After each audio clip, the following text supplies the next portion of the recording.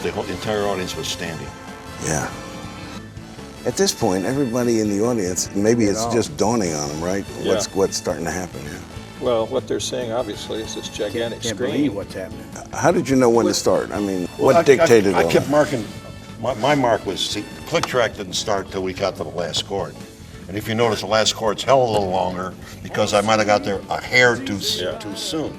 We had 3 run-throughs with the car, and I was trying to time the car at the speed it was going from where I start the 2001 till the car got to the stage. And then once the car got to the stage, someone in an Elvis suit got out and got behind that scrim. So you said that image. Right. And that's why I'm holding the last chord, because I'm waiting him to stand there long enough to make a picture. And then Ronnie's got the cue. We get the count off and we go. What are you hearing, Ronnie, in your headset? I think I'm hearing what's called a 4-channel mix. One channel is pure Elvis. His vocals were taken in and lifted off the masters, and enhanced is the right word. Okay. With perfect recording levels, they brought everything up really close, so all the dynamics would be right up, and he never sounded better. They cut out bleed, any noise in between every word and breath and everything, so it was very, very clean. Now the next track is a mono mix of the actual recording, whether it be the TV show or the motion picture film. Then another one is sound effects, or click, if you will call it click. Not all of it is actual a click track. Because I tried to eliminate the sterileness of having some machine make a sound that was non-musical. Yeah. So that's part of the trick, is to keep it as musical as possible, just like we had a percussionist there that was clicking, you know. Yeah, you did a lot. We did a lot with tambourine, which was cool. Yeah. And all those rock things, tambourine made it. Conga type. Cowbell, those kind of things. As I say, we wanted to make it as musically coherent as possible. Are you both hearing the same thing? Are you? Yeah, we're on the same channel. Yeah. But there was nothing coming through the headset till you saw the image get out of the car. Okay. So that's why the timing had to And come down. I do a count off. Yeah. Here we go. Here we go. 1, 2. Yeah. 1, 2, 3, and boom, da da da. And so then you Well, then we're locked together. Actually, for the then whole I hit show. the toms, hit the tom thing. I hit that intro thing, Yeah. and I'm playing to something that I put on recorded live, a cowbell and a tambourine or something, or a hi-hat, and I'm playing that until I think it's like an 8-bar intro, Yeah, it is, until right. then Joe cues the whole orchestra in, and we're gone. And we're going. Yeah. And we're done for the next hour and 30 minutes. I mean, once it goes, you can't turn back. Yeah, yeah. Yeah. Yeah, you got to stay awake. This is a no-dose show. Yeah, you don't stop and turn around and get a towel or have a drink of water, and it's all timed out. But to make it as realistic as possible. I've run into several people that said they felt like they'd been at one of his concerts. Exactly. Yeah. And that's really the way people feel. Well, I always say it's certainly as close as you're going to get to the Yeah, real That's concert, right. That's right. you know. For people who didn't have the opportunity to see him. And the Look thing, at that. Take a look at that. the I mean, big yeah. screen in the middle is Elvis, and the 2 side screens are actually what's going on live. live camps. Yeah. But every once in a while, they go a picture of Ronnie as he was then, and then in comes a picture of the way he is. You know what I'm talking about? It just. How important are the monitors where you can see what's going on the big screen? Are those important? I mean, the cutoffs Very and all much- of that? Very Is much that- so, yeah. Oh, especially with him, the cutoffs. And everything he did was karate chop, you know. Yeah. Just a quick thing sometimes, you know, and you're just trying to anticipate that. I know Joe's got his monitor. You have one, right? Right by you? Yeah, one.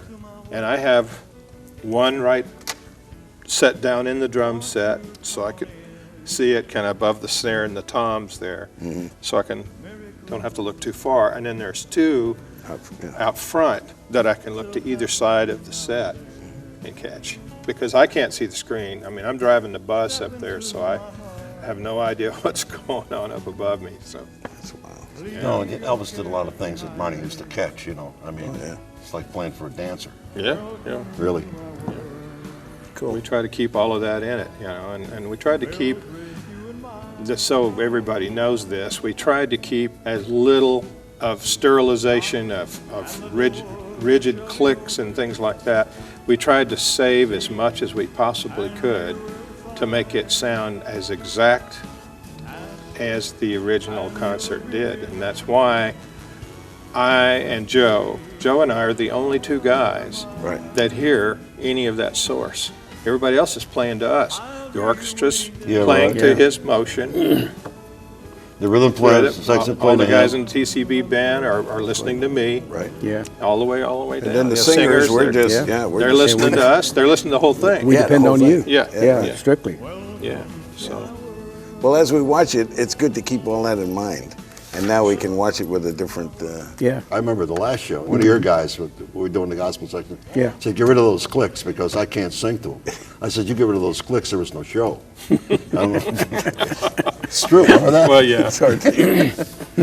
When the concept of the show, when they first came with the concept, said we're going to put this thing on a big screen and it's going to be all live music on stage and we're just going to sync all this up and... Yeah, we went to 2 fish restaurants that week, remember that?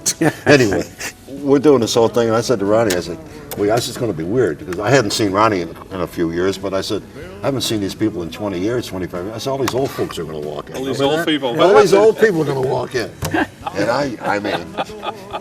But you look the same. But you look the same. Yeah, we're watching the screen. Yeah, we're watching. Yeah, we're watching. Hey, we look dazzle great. ourselves. You know, I mean, this ain't no way I'm going to be old. So, It's funny. that was that. When we had our first rehearsal, we started without the 2000 when we started with the CC Rider thing. Everybody's sitting around, and we got through 4 songs. It was like we closed a week before in Cleveland or something. Yeah. I mean, everybody was so into it. You know, from all the. We were happening immediately. It's like we putting were on an old shoe. Yeah. Then we got the Bridge Over Troubled Water, and I think it was Sylvia started to get tears in her eyes. We took a 10-minute break, came back, and we've been doing it ever since with no tears.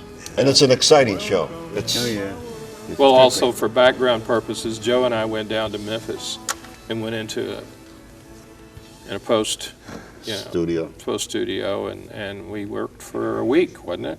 Yeah. We worked for a week with the pretense of only doing this show one time.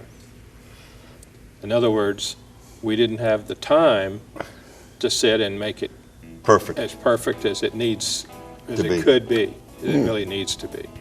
You know, for the ease of playing it over and over again, night after night, because we just, let's just get enough on there to where we can get through it one time, and we've lived with it. Ever since. Yeah, but now, you know it. Well, I don't know if we know it or not. It's like a wild ride. You just hang on for dear life. See you at the end. Have there been any performances? I haven't done them all. I don't think Gordon's done them all, but you guys have probably done them all.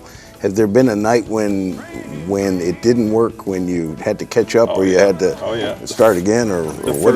The first night. The first night. The first night in Memphis. You mean on the 20th anniversary? Yeah, we were all there for that. Yeah. Well, we started Suspicious Minds, and somewhere in the middle, somebody kicked the plug.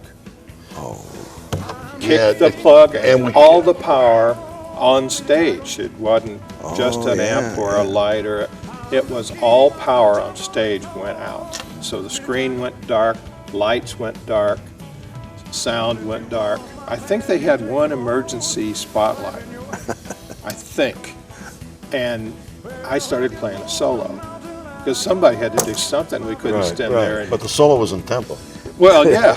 I tried to keep it going, and I played until they were able to turn everything back on, and the fans went crazy in the sense that they started yelling, do it again, do it again. They wanted us to go back to the top, so we did a re-roll, started the song like there had been no problem, and the people stood up and just freaked out. Just let you know that they were behind it, no matter what. I'll tell you, that's an awful, it's a feeling of flop sweat you don't know, because you can't, there's nobody to stop. Yeah. Yeah. All right? It's just nobody to stop. Yeah, it can get pretty damp up there. So that was our first introduction to technical glitches. And let's watch a little more. I think right now it's really hard to watch this on a DVD or on television and imagine unless you've seen the live performance. I mean, right now it looks like Elvis is performing with his group there. It does, doesn't it? I mean, It is. It does. You know what makes this happen?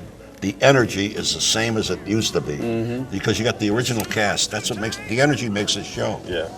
Elvis inspires you to have that energy. Yeah, but it's just everybody's been working together. Yeah.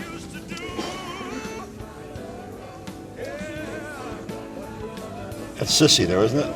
Yeah. And that's Whitney Houston's mother singing with the Sweets. She was originally with them. I can't say personally, because I said I can't ever see the screen, but people whose opinion I respect a lot say when you're watching the show, you're drawn in to this collage of it being a live experience rather than this and that. It takes on a different dimension. It's not segmented into those limitations of, where's Elvis? It's like it's such a big part of it. Most of the concerts today, you watch videos anyway. That's true. The venues are so Well, large. yeah, they're little ant-like figures anyway, And you're looking up at screens. Yeah. So it has a great effect. Oh, get it, Joe. Oh, yeah. Oh, God. Who is that devil? He's got it.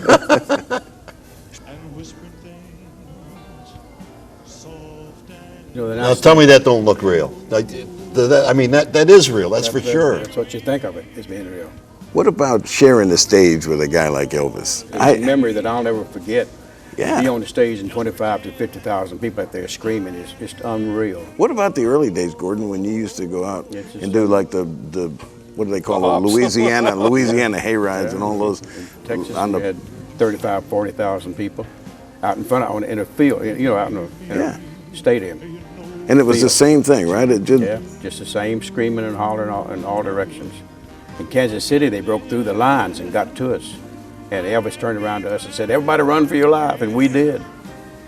Yeah. He told me one night they were on a stage like that in a football field, and they got on one end, came up, started swarming one end of it, and the whole thing just started lifting up, tilting up like a ship going down. Yeah. Everybody's running and grabbing. The feeling of being with him never changed. I mean, and we know, like in Vegas, when he walked out on stage that first time in Vegas, it was unbelievable. I mean, when he walked out and everybody saw him on stage for the first time, and all of us, I mean, we had been rehearsing for weeks and everything, but that first night, that opening night was just incredible.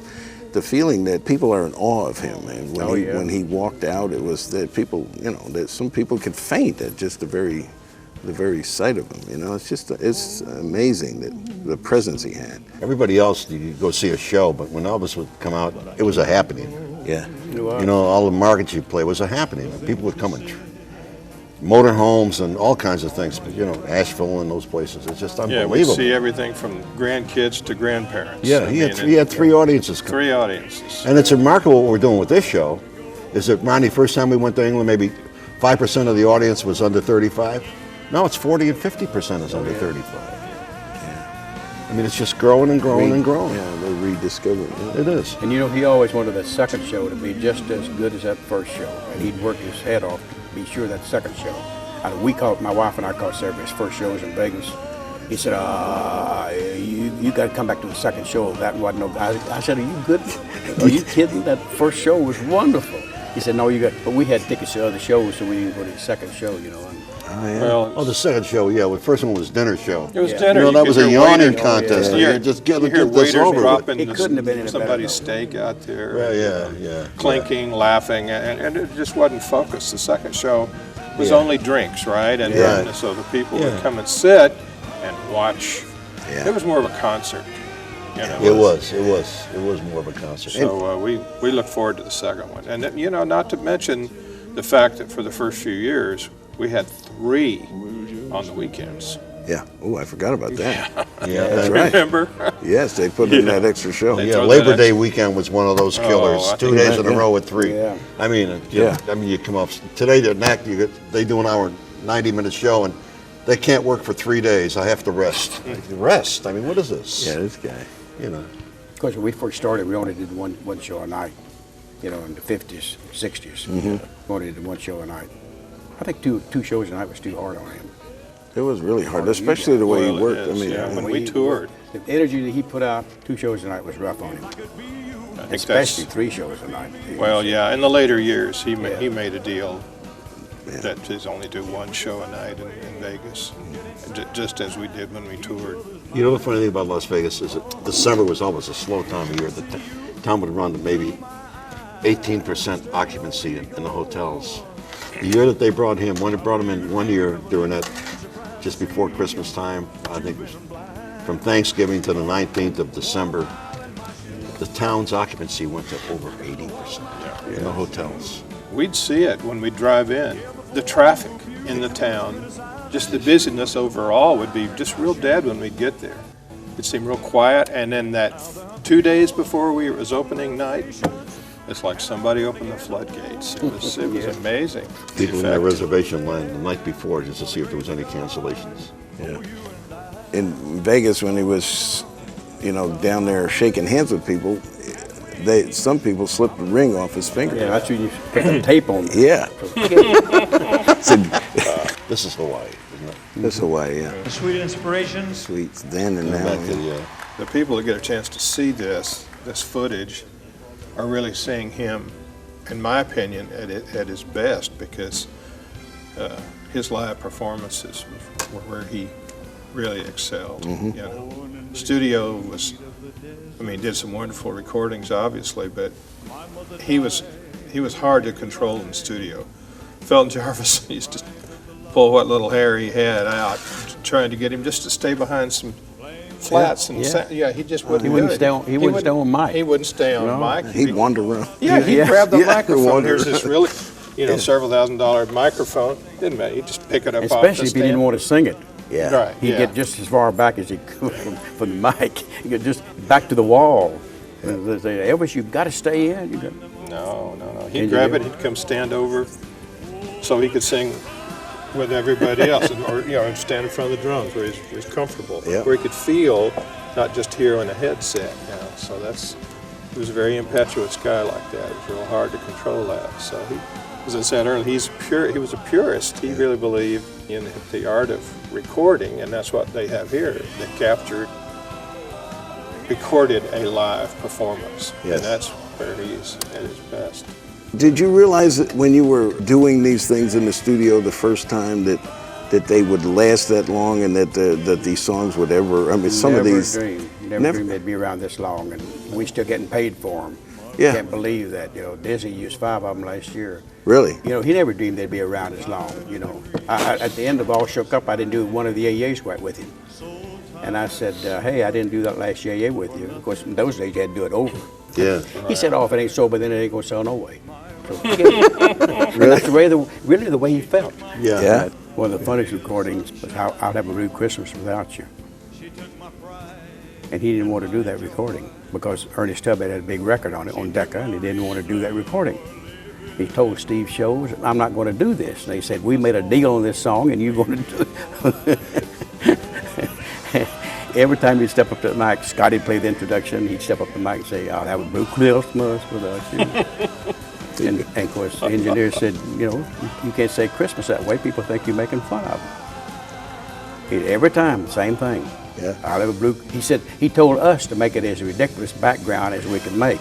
And Millie came up with that, woo, the thing she came up with. Yeah, the ink spots didn't sleep for a month. Yeah, right. The only time that he said, I'll have a blue Christmas correctly was the recording that you're actually hearing. And he thought they wouldn't release it if we made that horrible background. It was the most programmed Christmas record of all time. That's right. Yeah. Plus, it's a good song.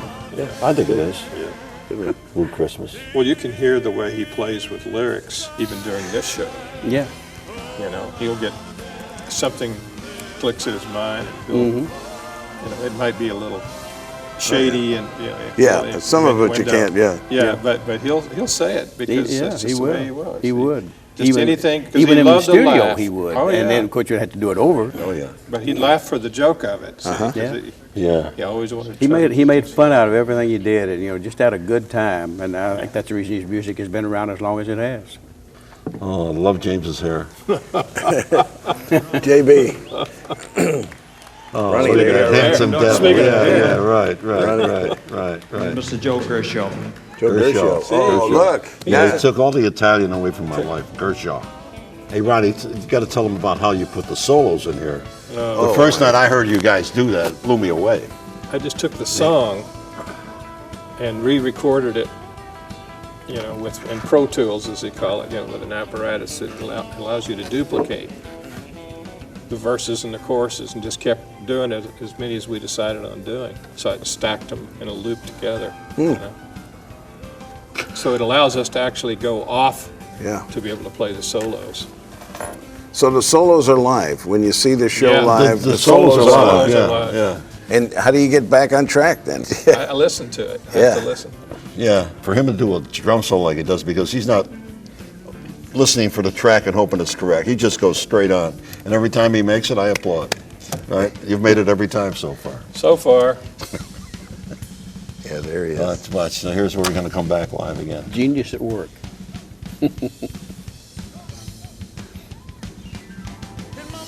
right with him.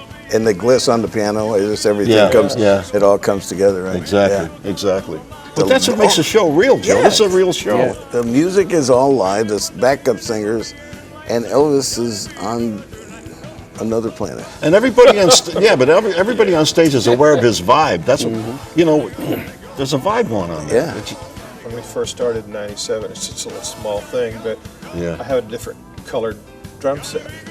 I play a different brand that I did back then. And kind of watching some takes of it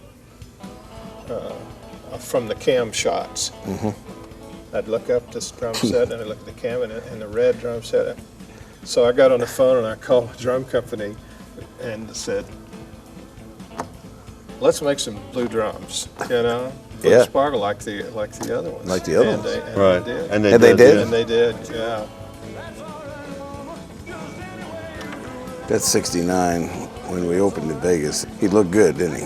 He looked great. He looked like a cat, you know. He was wearing those black one-piece suits, you know. Yeah. Before he got into the real ornate stuff, it was like fringe and leather. It's Yeah. great. It Oh, really yeah. was great stuff. He looked fantastic. As my wife said, the best looking guy that ever walked on the stage. Ever walked. Yeah. You know, he often said to us, I'm not much of a singer and I certainly can't dance, but he knew he had one thing going for him, his looks. I think he was the most concerned person about his looks of anyone I've ever known. Yeah? And it paid off for him. What about his musicality? I mean, do you think he was a good musician enough to know what he liked or what the people liked? What the people liked. What the he people wasn't much liked. of a musician, and he was the first to admit it. He wasn't a good musician. Yeah, I think he was embarrassed by his lack of musicianship. Yeah. Oh, yeah. But he surrounded himself with people that he trusted. That did. But yeah, You know, that did. he also had great ears. Oh, well, I was Yeah. going to say, I mean, great that ears. has nothing Great to do with the ears. fact Yeah. that his Yeah. ear for pitch overall, Right. you know, and I mean, we hear these tracks, you know, night after night, and it's just amazing how little pitch fixing. Well, they didn't go in and do any pitch fixing, No. which could have been easily done, you know. They just, It it was was just what it naturally what it was, you know. He wasn't one to compliment you. Just the fact that you were there is your compliment. Yeah, and he knew. Oh no, he give you that compliment The on look. stage. If you do something, be the eyes. he just get over. Just the way You get that that look, smile. like You get the look. That if you smile. nail an ending with a nail an ending with him, like, Yeah. and he knew it was like one thing that Yeah. would have been difficult. He just look over and goes, give you that nod, like Marty. You'd hear that pedal tone note on. Yeah.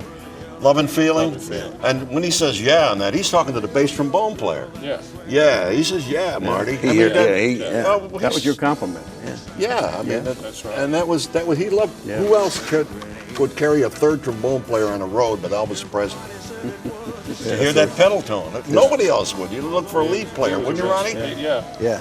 But Marty, of course, was a real specialist. You could hear him in these recordings. Yeah. But he talked about the vocal thing too, Gordon. You could, at one time at the piano, he was going, okay, now this is the high singer, and then this is where Gordon's here, and then you got the lead singers are here, and then he said finally, you know, this is the bass, and then JD says way down here, and then, you know, he'd like cover the keyboard and show. So I mean, he had some idea about what was going on, and you know, his little fingers were kind of gnarled up there, and he would do that. He really felt rhythm.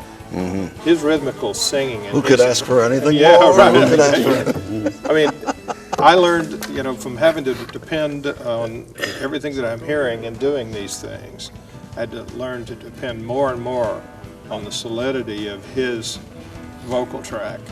And it's given me a whole different perspective of his ability, Yeah. you know, his rhythmical outlook or ability with his voice. You know. Well, I think it's important to mention right now that what the viewer and what we're listening to is the actual performance, not of the original source. Oh, yeah, you're right. This was taking place at the 25th anniversary, so the sound we're listening, as well as the video. Well, how would you compare that? I think that's a good point, huh? There's no comparison. The voice is the same, okay? Better. But the voice is better? Better. Right. Okay. And then the instrumentation and the vocals on stage are live at this moment. Yes. Okay, is it better than the recording? Is it better Yes. than what you've got on a Yes. CD somewhere? Yes. It is better. Yes. Oh, there's no doubt. Digital recording. There's no doubt. Better microphones, better equipment. separation, better equipment overall. Oh, this is one of his humorous things. That was good. Yes, it is. Yes, yeah. Yeah, don't we even gaze at your bald head and wish you had hair. Yeah, Remember but that? here he is. He's very serious at this moment. Then it hits him, you know. Well, notice what he does here with his hand. He does Oh, this. he's doing the ink spot. He's doing the ink spot. Right. Ooh, Yeah. yeah. Now he's going into the ink spots mode right here. Yeah. And now he turns around and gives you the look, right? Yeah. Mischievous, He's you know. already thinking right now. Yeah, he's working it up Here right it now. comes.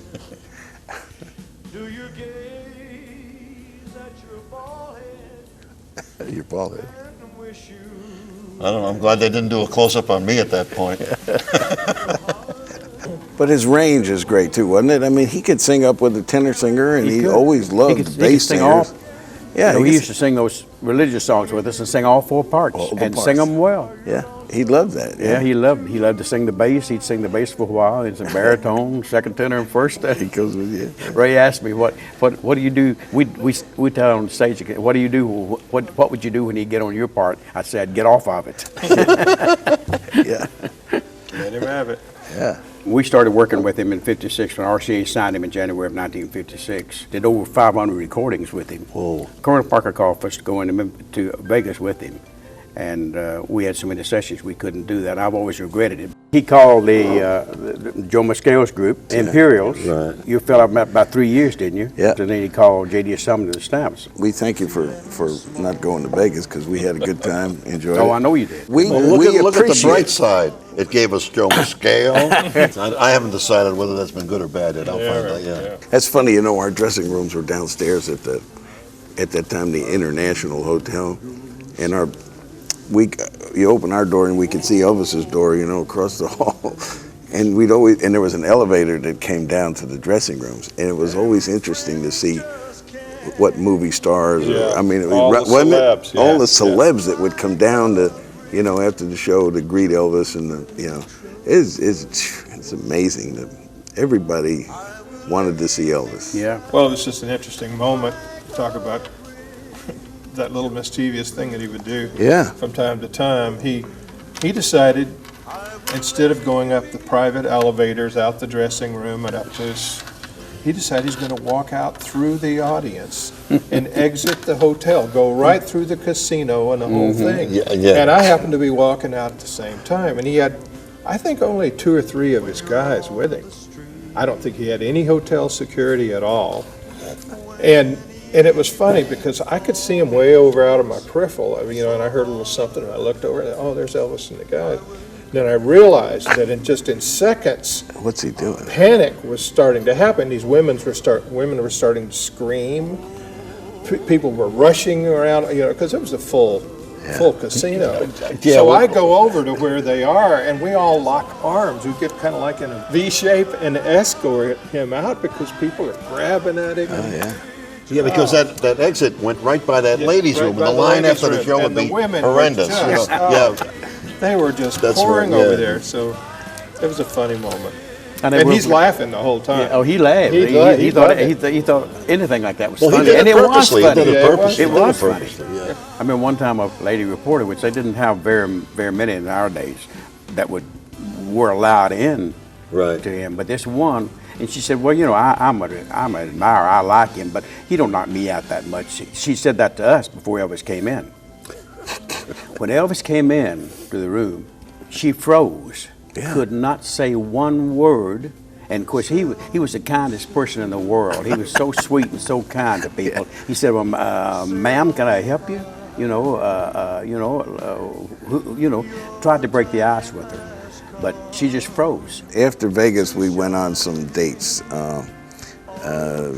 like the Cow Palace and the Forum. You remember after that first, after the last bow, Elvis gets in the limo and he's gone, and then the band keeps vamping or something, and then somebody says Elvis has left the building. When he's clear of the building, he's already back at the hotel probably. Anyway, then we all go out, the band and the singers go out to this bus and out in the back of the Coliseum or whatever it was, and the crowd had already come around the back thinking Elvis They is don't going to... believe he's gone. No, they don't believe he's can't, gone. and they won't believe he's gone. They were shaking the bus. They almost turned the bus over. Well, we Yeah. took right. some of those glasses that he's Yeah. known for, and I think we put them on Me, you, didn't we? yeah, Put 'em on me, you, yeah. and we had you kind of Yeah. scoot down, like you were kind of like, huh?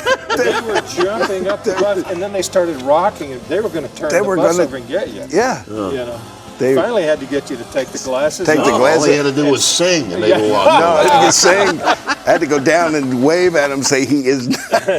He's not here. No, we got to go. I mean, they wouldn't let the bus. Yeah, I mean, a lot of craziness. That was Jacksonville, Florida. Oh, is that where that was? I thought it was up north I somewhere. think it was Jacksonville. Yeah.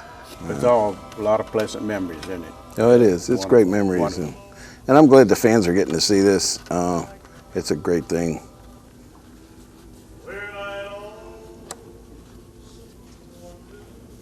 He really loved to sing a religious song. Yeah. I think it's his raising. His mother and father brought him up this way, and this is just something that never left him.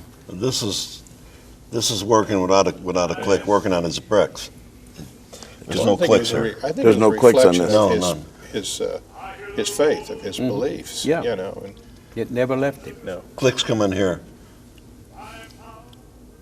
This is sweat time. This is a huge choir up on stage. Sing it, fellas. Now. There you are, Gordon. Yeah, there we are.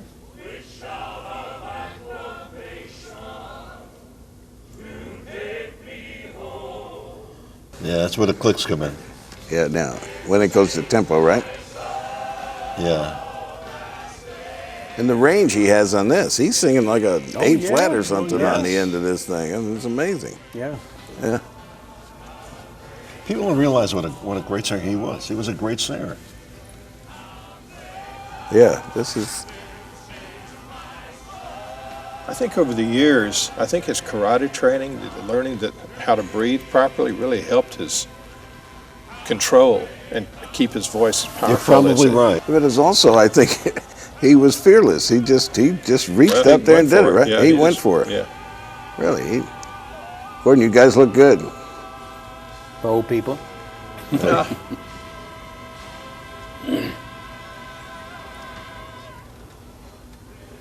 Couldn't find matching ties, huh? There's about 300 of them there. A lot of singers up there. Yeah. But that really happened, didn't it? Yeah.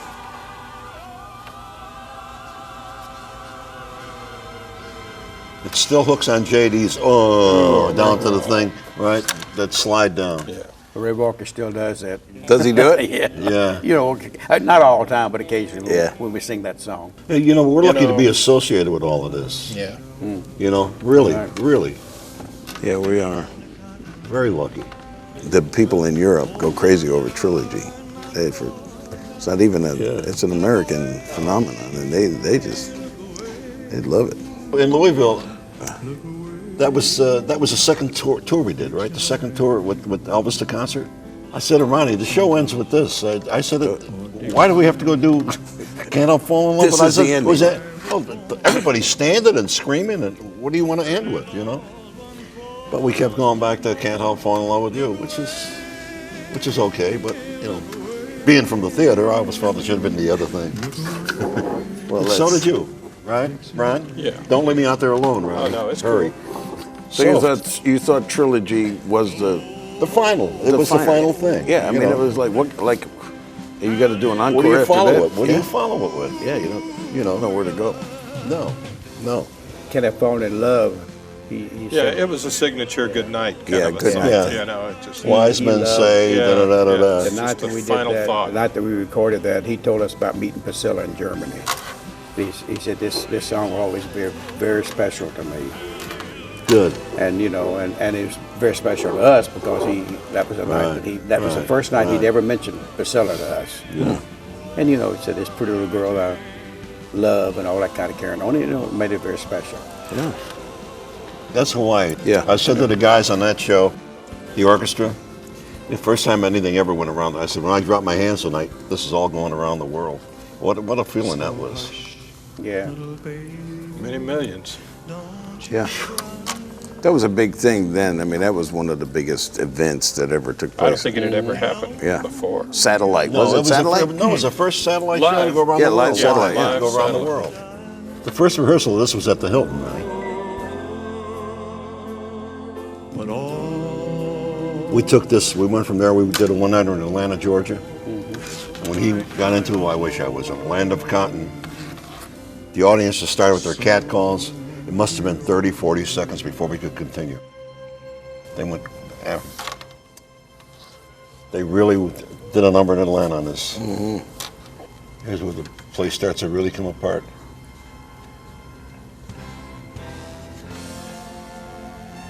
Brass is up an octave. from They're where up were an to octave, yeah. Put them up an octave, and they stand. And that would really work.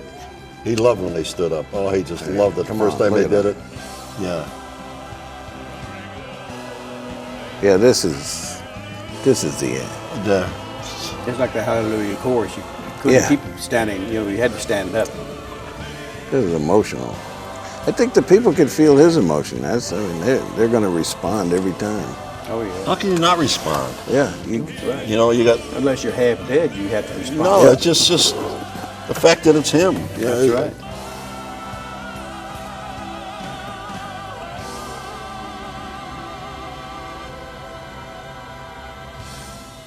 Joe, good cutoff there, Joe. That's great, Jim. I can't believe it. Oh yeah. Boy. That show, he gave away his cape and his belt. Cape Annabelle. Now the cape came back. Somehow Graceland has the cape, but they never got the belt back. No. But he didn't care. He gave it away. Yeah, he didn't care. He didn't care. People just don't know how kind, how sweet natured he was about so many things. Generous. Yeah, how generous, how kind. Yes. He was always courteous to everybody. Yeah. People just don't know that about him. You know, that it isn't in books. Nah. And he just He was. but you have to be around him and work with him to know just what type of guy he really was. That's great. Good to be with you guys today. Thank you. Thanks. Yeah, Joe. That's Pleasure. fun. Pleasure.